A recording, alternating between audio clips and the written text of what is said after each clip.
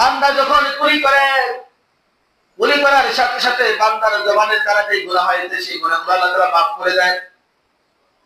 বান্দা যখন মুখমণ্ডল ধৌত করে, চেহারার দ্বারা, মাথার দ্বারা যে গুনাহগুলো হয়েছে আল্লাহ রাব্বুল আলামিন সেই গুনাহগুলো ক্ষমা করে দেন। বান্দা যখন মাথা মাসে করে, মাথার দ্বারা, চিন্তা চেতনার দ্বারা বান্দা যে গুনাহগুলো করেছে আল্লাহ রাব্বুল আলামিন সেই গুনাহগুলো ক্ষমা করে দেন। বান্দা যখন হাত ধৌত করে, হাতের দ্বারা বান্দার যে গুনাহগুলো হয়েছে আল্লাহ রাব্বুল আলামিন সেগুলো ক্ষমা করে দেন। আর বান্দা যখন দুই পা ধৌত করে, পায়ের দ্বারা হেঁটে হেঁটে বান্দা যে গুনাহগুলো করেছে, ওযু করার দ্বারা, পা ধোয়ার দ্বারা আল্লাহ রাব্বুল আলামিন বান্দার পায়ের গুনাহগুলো ক্ষমা করে দেন। হাদিসের মধ্যে আছে, বান্দা যখন ওযু করে মসজিদে ঢোকে, সে গুনাহ সহকারে মসজিদে ঢোকে না, তার গুনাহগুলো ফেরেশতারা দরজা নিয়ে দাঁড়িয়ে থাকে।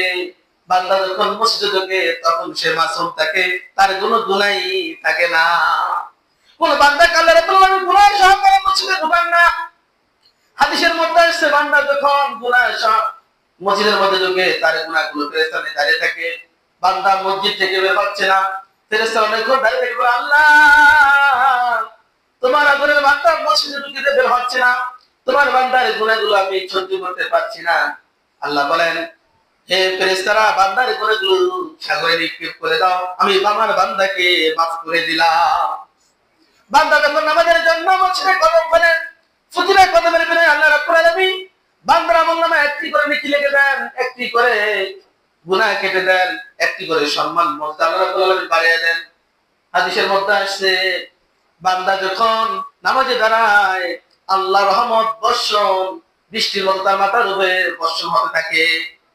বান্দা যখন রুকু দেয়, বান্দার ওজন পরিমাণ স্বর্ণ আল্লাহর রাস্তায় দান করলে যেই পরিমাণ নেকি, ওই পরিমাণে আল্লাহ রাব্বুল আলামিন বান্দার আমলনামায় লিখে দেয়। বান্দা যখন সেজদা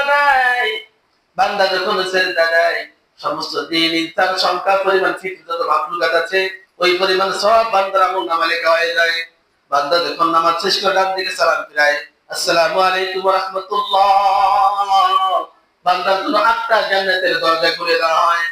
বান্দা যখন বাম দিকে সালাম ফিরায়, আসসালামু আলাইকুম ওয়া রাহমাতুল্লাহ, এই সালাম ফিরানোর সাথে বান্দার জন্য 7টা জাহান্নামের দরজা বন্ধ হয়ে যায়। তখন 5 ওয়াক্ত নামাজের মাধ্যমে অটোমেটিক্যালি বান্দা আল্লাহর হয়ে যায়।